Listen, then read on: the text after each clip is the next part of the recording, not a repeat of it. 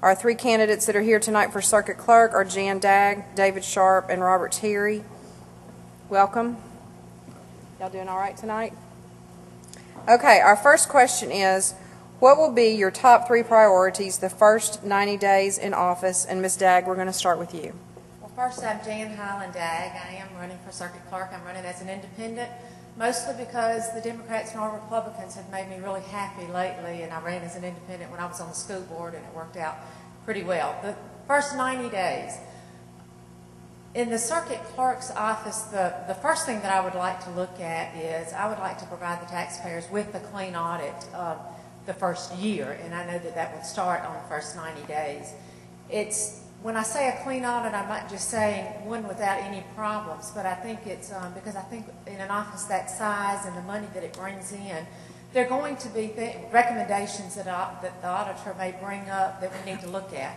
So when I say a clean audit, there may be recommendations, but I think when those recommendations do come forth, then we need to fix them.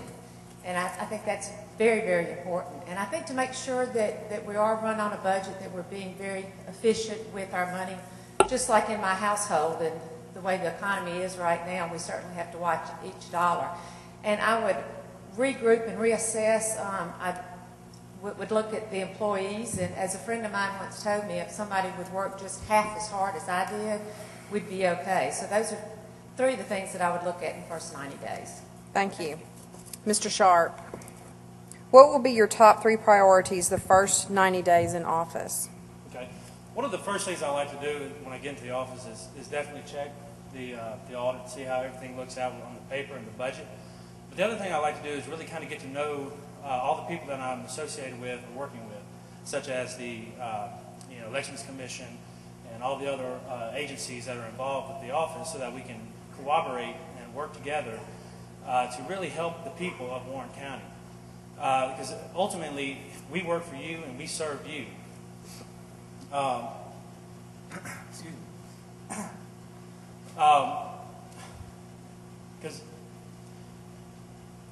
if I can get working well with the Elections Commission and then start purging the polls and getting the voter registry and really just sizing up the office and knowing the people and finding out what is best for the community, those would probably be those three things that I would start on the first 90 days. Thank you.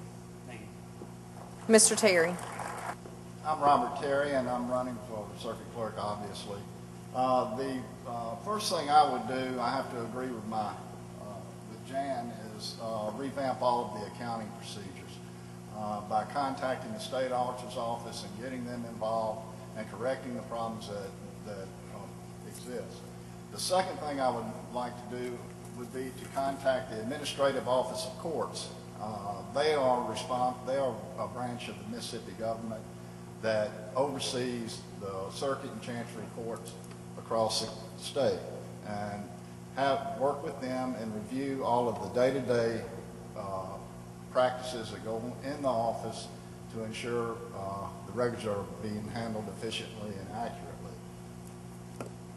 And the third thing, let's see, those two. Excuse me. Sure.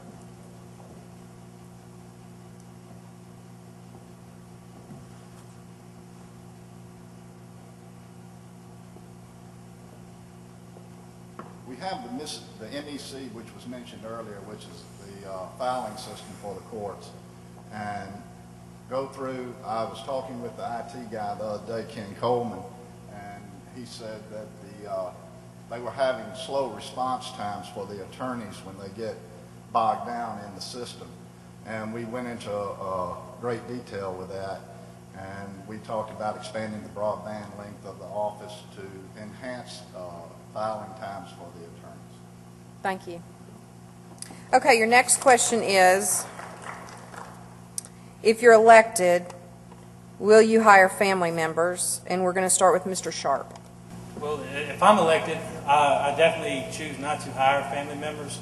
I like to get people more, other than my family, involved in the Circuit Clerk's office.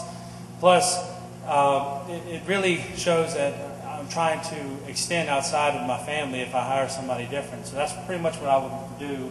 And it just depends on who's the best qualified person outside coming in. So it definitely would not be a family member. Thank you. Thank you. Mr. Terry. I'm not planning on hiring any family members, but the state law does allow the clerk to do that. And if you hire a family member within the first degree or second degree of your line, then whatever salary you pay them comes out of your salary. But no, I'm not planning on hiring any. Thank you. Ms. Dagg. No, ma'am. Okay. If you'll notice that all of my colors are black and white, and that's pretty much how I am with hiring family members. There's not any gray area. No, I would not. Thank you. Okay, and the last question is, what is your position on voter ID? Mr. Terry, we're going to start with you this time. Question, I wasn't expecting that. I'm for voter identification. It's just, I don't know, I'm for it. I really don't have anything else to say. Okay. Ms. Dagg. I am for voter ID. I think it's very important. We have to show an ID for everything that we do. I can't think of anything that I have to do that I don't have to show a photograph of myself and identify exactly who I am. And if we're ever going to, if there's any sort of voter irregularities or voter fraud or anything, I think that we certainly cut down the possibility of that happening if we show some sort of badge or ID. I know that it will be an expense, but I think in the long run, it's exactly what we need. Thank you. And Mr. Sharp. Yes, I am very strongly in support of voter identification because I do feel that it really would cut down on a lot of inconsistencies that are brought to the table. And plus, it truly says that the person who's coming in is the person who's voting, and there's no second guessing or questioning whether or not that is the person. So yes, I am a strong believer of voter identification. Thank you. Thank you. And those are the candidates for circuit clerk. Thank you.